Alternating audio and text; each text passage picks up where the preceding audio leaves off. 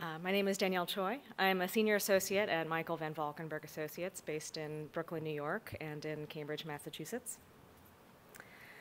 And when asked to reflect on the topic of tourism and landscape, one's mind perhaps goes to the great iconic parks of the 21st century. So the High Lines, the Millennium Park, as we see here, with the wonderful Anish Kapoor Cloud Gate sculpture.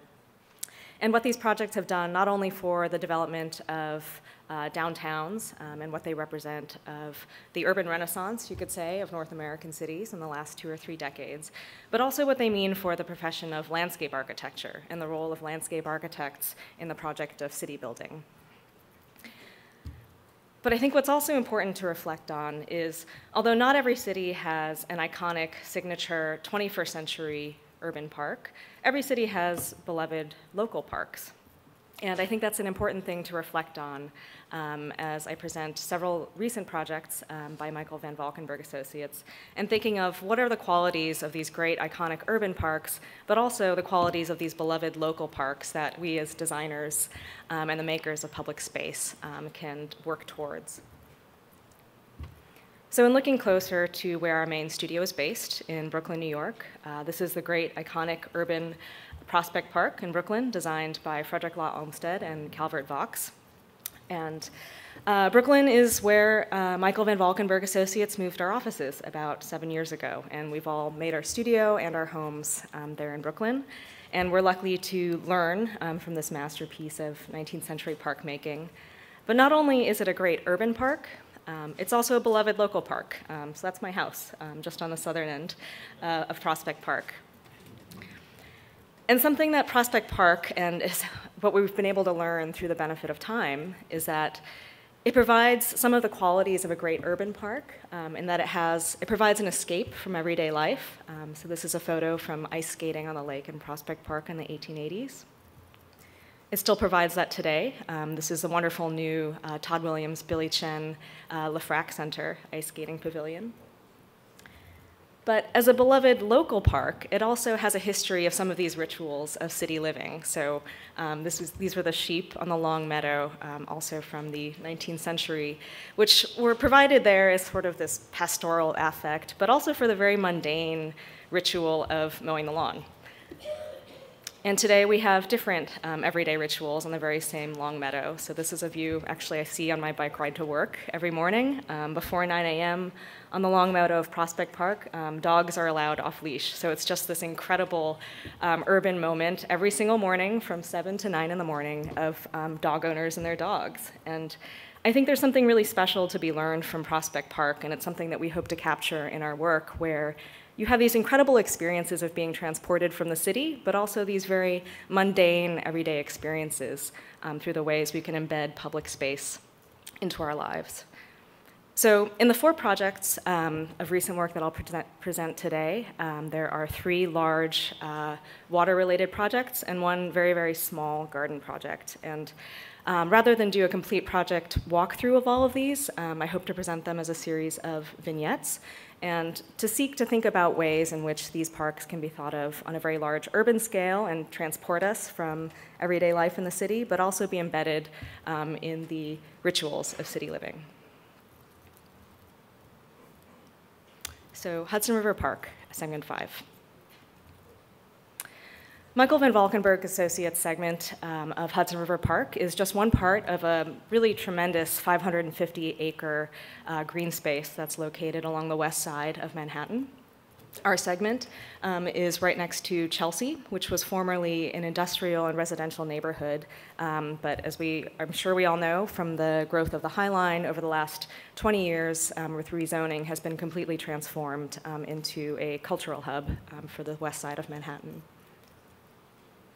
Our project scheme provides a range of landscape types, from an oak grove to a civic lawn, a garden and natural landscape at the threshold of the city and the landscape, or at the threshold of the city and the park, a boundless lawn bowl in the middle, hoping to borrow from the extent of the magnificent Hudson River, and also an urban pier. So there's an urban edge and a civic edge, which sort of hold this bowl against the Hudson River. This range of landscape types also hosts a range of different kinds of programs and is allowed by a new engineered edge. So one thing that our office has learned over the past 20 years has been the complexities of marine engineering and how to best allocate, let's say, the spending of public monies. Do you spend it in the engineering of marine engineering and substructure, or do you actually want to invest it in the public realm? So this park is constructed atop entirely new marine construction, so all of the piers are built anew on top of an old footprint. But we used a new-ish technology of high-density foam in order to reduce the weight and reduce the engineering requirements on these piers. And another thing that we'll all have to deal with in waterfront planning is also climate change and inundation. So the area in orange actually represents what was inundated after Superstorm Sandy in 2012. And luckily, the park survived remarkably intact, unlike many of the waterfront landscapes in the city. So with the threat of Hudson River also is the opportunity for these amazing atmospheric moments in the city. And it's not, we tried to create the opportunity for these moments which you might not otherwise expect in a place like Manhattan. But there's also sort of a technical underpinning to this where subtle shifts in grading allow for trees that might be sensitive to salt inundation to be lifted out of that floodplain. So this gentle grading is all on marine structure allowed by the foam that I described earlier and subtly separates program within this lawn. And is complemented by stone sculpture in collaboration with the artist Ann Hamilton. And in the wintertime, I was surprised to see piles of snow still here up in Montreal, but it allows for a kind of programming that might not otherwise allowed in what might be thought of as a large urban park. But it's really this kind of, this neighborhood park sort of programming is allowed through the subtle grading in the lawn bowl. On the civic lawn at the end of the pier offers new experiences of the water. One thing that we worked closely with the marine engineers to develop is to actually build a slight slope towards the end of the water. So from upland to the end of the pier is actually at about a 2.5% slope. And what that does is that you're looking into the distance. It creates almost a ha-ha effect where the foreground is collapsed with sort of the distant New Jersey Palisades bluffs beyond. So this is kind of an incredible experience in a small space of being transported out of the city. But out at the end of the pier, this feeling of being lifted and a transparent lightness connects you back to the water. On the opposite pier, there's a much more intense programming of, let's say, urban sports and urban activity. So incredibly popular, though I can't say from personal experience using it, a 15,000 square foot skate park, which really appeals to what might be an underrepresented constituency in park design, which is teenagers. People usually try to keep teenagers away, but this was an opportunity to embrace that constituency in the neighborhood. But juxtaposing that with a robust border garden, essentially, designed in collaboration with Lyndon Miller. So it's this incredible layering of urban programs that might otherwise be kept separate, but we really saw this opportunity to combine those and densify those in some places and leave space for openness and sort of relaxation and expansion and experience of the water in other places. Next, Waller Creek in Austin, Texas. This was a competition that our office won last year, and we're currently embarking on a framework planning process for. Historically, Austin's population has doubled every 20 years since 1890, or has historically doubled every 20 years since the late 19th century. But Austin, like many North American cities, does not express this growth in its density. Like so many cities, it's a sprawling city, and its planners have taken efforts to densify downtown recently.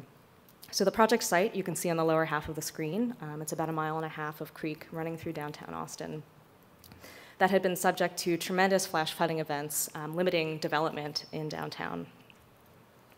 So the city had essentially turned its back on this creek. So there are moments of this sort of raffish beauty in the creek, but it's not occupiable as yet. So this tiny little neglected creek is now sort of at the center of development pressures in downtown. Texas has a long history of engineered hydrology.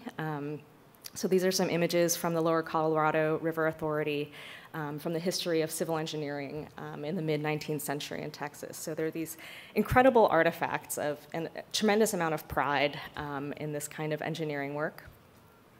And the solution that was developed prior to MVVA's involvement with this project was to build a giant tunnel for Waller Creek. So essentially a 20th century engineering solution for a 21st century city. So this was the context with which we were given to design. These are also some of the engineering solutions to how to deal with flash flooding. So you can see on the upper right, that's a claw to remove debris from the creek. There's this incredible amount of concrete work and engineering in order to control flows. And so we ended the competition presented with this as our site, which is, this is the tunnel inlet facility. So it's this incredibly strange, to borrow from Beth Meyer, let's say, cyborg of landscape, urban development, and infrastructure.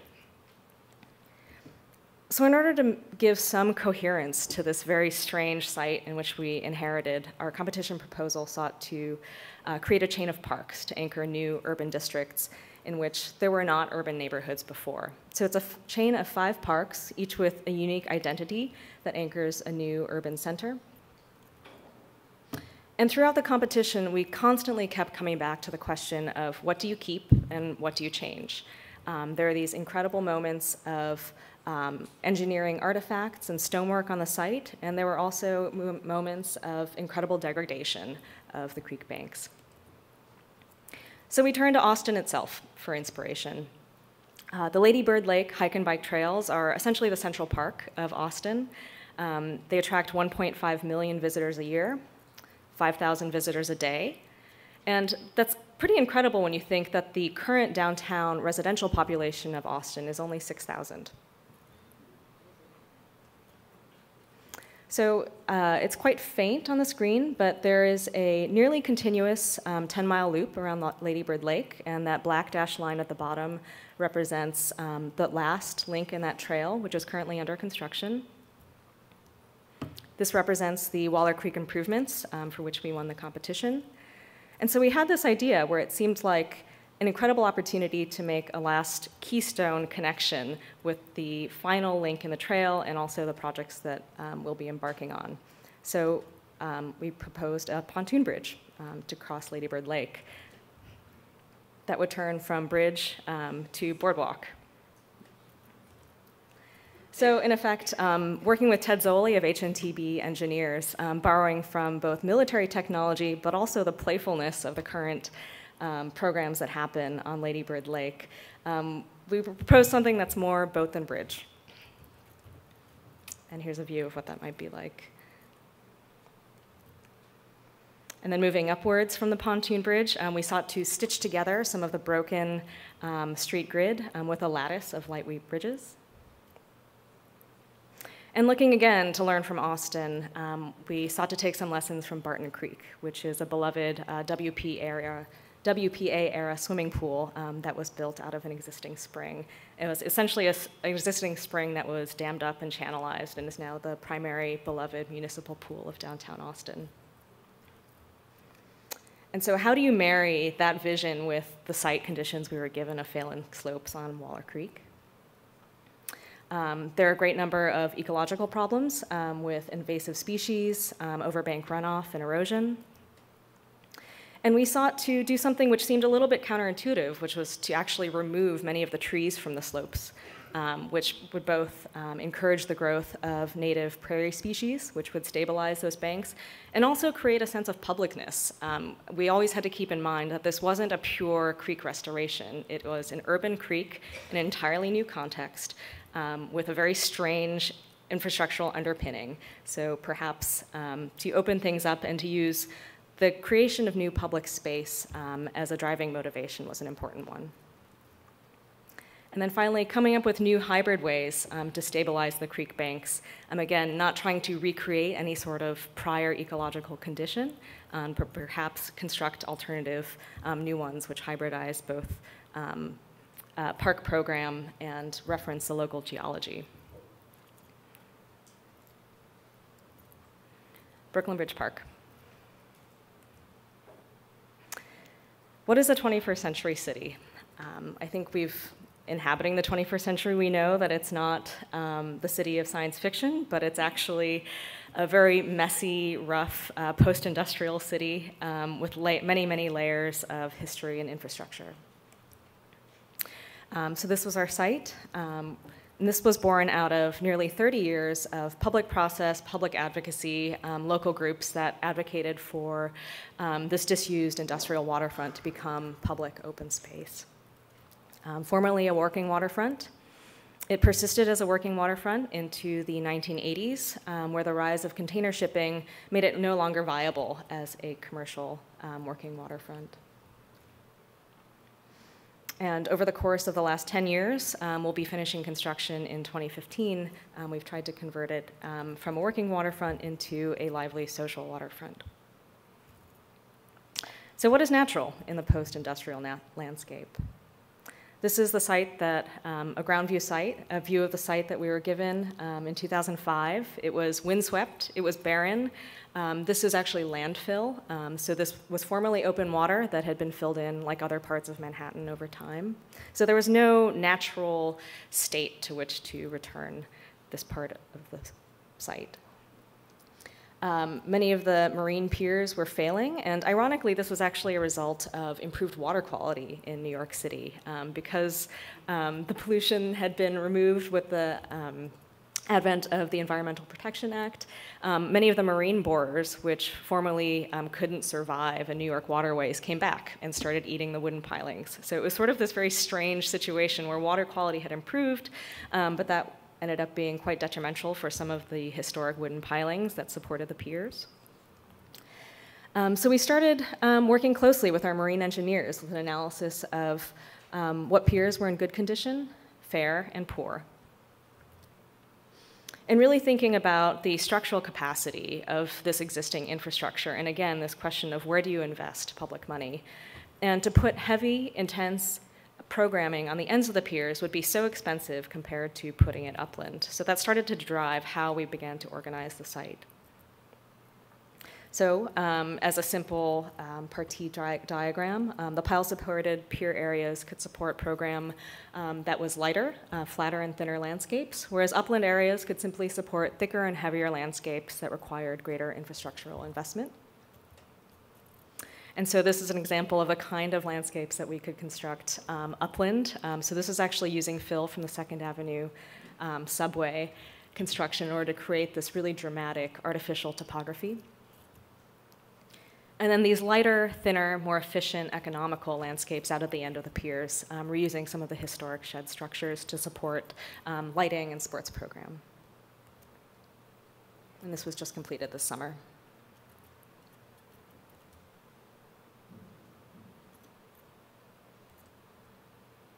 New relationships to water. The existing waterfront edge we were given as a post-industrial site was 2.4 miles. As a result of our engineering analysis, working closely with our consultants, we revealed some of the structural edge, particularly in parts where it could no longer support itself, revealing 3.1 miles of shoreline. Adding structural edge in the form of floating walkways got us to 3.6 miles. And then adding an articulated, irregular natural edge nearly doubled the amount of shoreline to 3.8 miles. So what started as a monolithic, entirely constructed industrial waterfront edge had been converted into this diversity of edge types, and which was incredibly important on a long, skinny site in order to foster a diversity of experience along something that's linear. So this example from construction and completion shows all 4 of those conditions, both a deck being peeled away on the left side. Those 2 lines actually express underground subway tunnels where piles couldn't be driven, a newly constructed bulkhead wall, and a constructed salt marsh with a stone edge. and that's a ground view.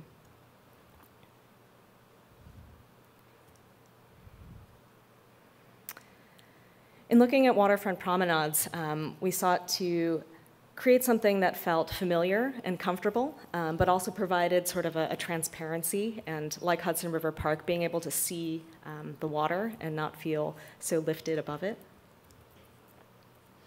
And again, taking opportunities to peel back layers of some of the pier. So this is actually a picnic peninsula by which you can be surrounded by water on all three sides. Bringing people down to the water. So again, the improved water quality in New York. People were incredibly curious about the waterfront because they had been separated from it for so many years. The first kayaking launch in New York City was actually in a different part of Hudson River Park, and this is a second one that's tremendously and incredibly popular. We're working on another boathouse further north on the site right now. And again, this varied, irregular, articulated natural edge, and how this can change the way in which New Yorkers interact with its waterfront, but in a way that feels very natural and very comfortable. And seeing this from above. And as the park is developed, we keep hearing from visitors to the park all the different ways in which wildlife is encountered, and it happens in all sorts of unexpected different ways. So this was right after the completion of the kayak launch. A sturgeon of sorts washed up on shore. Growing with the city. So this was during the master planning phase of Brooklyn Bridge Park, and this was the phase that I was actually most personally closely worked on, where the park is long and skinny, and the site is only accessible from either end because of the bluff of the Brooklyn-Queens Expressway that I showed earlier. So a major planning principle of the site was to place neighborhood programs, everyday programs, things that you needed to get to every day at either end of the site, and to put things like sports fields and recreational fields in the middle of the site, with the thought that if you're on your way to soccer practice, for example, you might be willing to walk 15 minutes, but if you're a mother with bags and a stroller, perhaps it's better to make it more convenient for everyday access. So it's quite simple, but just thinking about how people use the city every day. So on one end is a civic lawn, which hosts, I think this is the Met during the summer, but also movie screenings.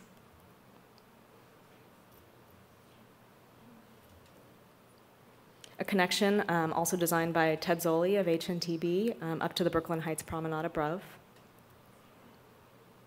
And on the other end of the park, this other urban junction, which shows a connection of playgrounds and really child-centered landscapes that are directly connected to the adjacent urban neighborhoods.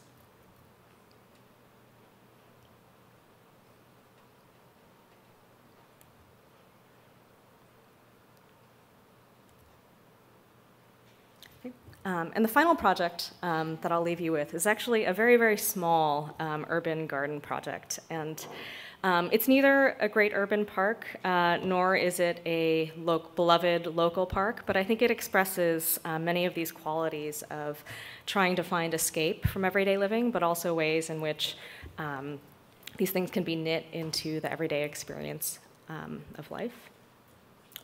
For those of you who may or may not be familiar with the Isabella Stewart Gardner Museum, it's this incredible collection in Boston by a collector of fine and decorative arts of the early 20th century. She built this building, I believe, in 1903 to house her collection in the Back Bay. And there was a recent addition by Renzo Piano, which you can see on the upper left-hand side of the screen. So this garden was intended as a connection between the wings, but not the primary connection between the old and new wings. We drew inspiration from the collection itself, which was this incredibly richly textured expression of Gardner's own personality.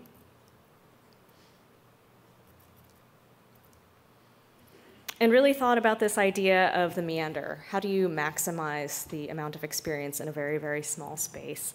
And finding inspiration in some of the tapestries of the collection. This expressed itself in this sort of wild, sinuous paving pattern with a tapestry-like planting overlay. And on the ground, this sort of microcosm wildscape planted with stewardia and gray birch.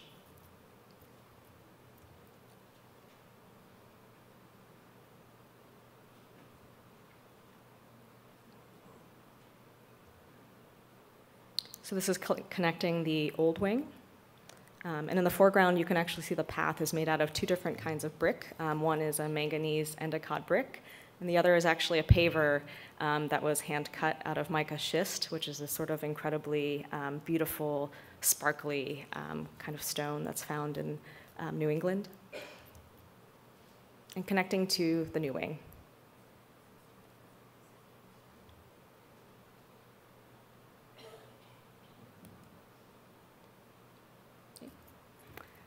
That's it. Thank you.